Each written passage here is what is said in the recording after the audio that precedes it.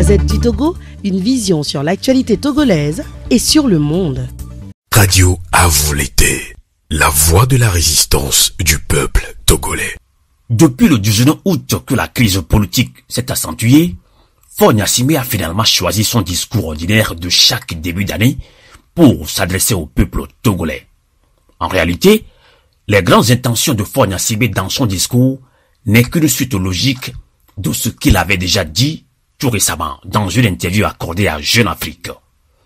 Doit-on parler du discours d'un président à ses administrés ou de la lecture d'un document au contenu en total déphasage avec la triste réalité poignante que vit le peuple togolais?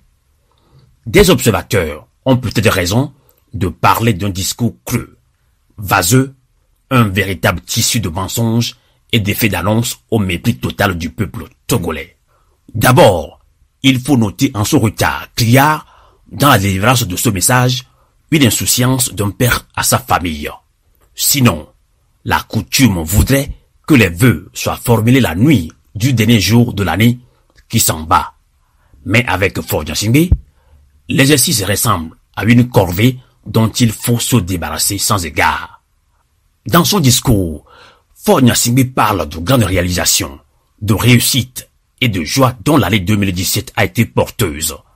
L'on s'interroge sur ce que celui-ci y met. Les tueries massives, les poursuites incongrues, les exactions militaires et des milices peut-être. Sur les sujets brûlants de l'heure, Faure Gnassingbé est passé outre. De façon parfaitement hypocrite, le président de la République du Togo impute, comme ce fut le cas dans son interview à Jeune Afrique, les violences perpétrées contre de paisibles citoyens à l'opposition, comme si celle-ci en est commanditaire et bénéficiaire. Amis auditeurs, également dans ce discours, Faure Gnassingbé affirme avoir veillé avec le gouvernement togolais à l'intensification des efforts d'assainissement des finances publiques avec un accent particulier mis sur la rationalisation des dépenses.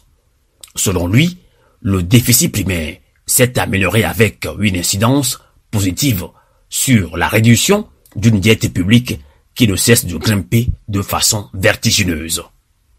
Si Faure Gnassingbé n'a rien à dire à propos de la crise qui secoue le secteur de l'éducation, qui ne serait pas dans son agenda social, il met en revanche l'accent sur la contractualisation très controversée des centres de santé publique. Selon Faure Gnassingbé, le choix de la démocratie implique une architecture institutionnelle stable qui se conforte progressivement en s'adaptant aux évolutions légitimes souhaitées par le peuple. Il implique aussi que l'ensemble des acteurs politiques acceptent de se conformer aux règles et d'exercer ses prérogatives dans le respect des droits et libertés de tous les citoyens. Patriote togolais engagé, ces lignes suscitent de profondes réflexions sur la compréhension que le régime a de la démocratie qui par définition veut dire gouvernance du peuple par le peuple et pour le peuple. Sauf qu'ici, Faure Gnassingbé gouverne pour lui et sa minorité au détriment de la majorité violentée qui couplit dans la misère. Au mépris total de la souffrance violente sans cesse infligée aux pauvres populations togolaises tuées et blessées par balles par la soldatesque du RPT UNIR, Faure Gnassingbé reprend son refrain chanté devant les militaires au camp Témédja. Les auteurs responsables d'actes de violence, de destruction et de meurtre doivent être recherchés et soumis aux rigueurs de la loi afin de préserver notre société de ces menaces, indique-t-il. C'est dommage.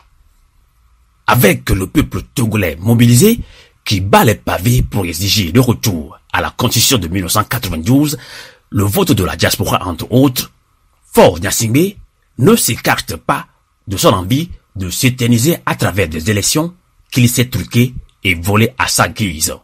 Ainsi, prépare-t-il le peuple togolais à l'idée de joute électorale, dit-il, pour donner aux institutions de la République qui sont et restent malheureusement très colorées. Dans son discours, Faure Gnassingbé dit rester convaincu que le dialogue reste le chemin du progrès, sauf que dans les pratiques, Celui-ci passe maître en roubladise, le non-respect des engagements. Amis auditeurs, Togolais de la diaspora, Togolais de tous bords, parlant de la couche sociale, Faure Gnassingbé exhibe les mérites des projets fantoches de propagande à travers lesquels le régime abrutit et divertit de façon flatteuse les esprits avides.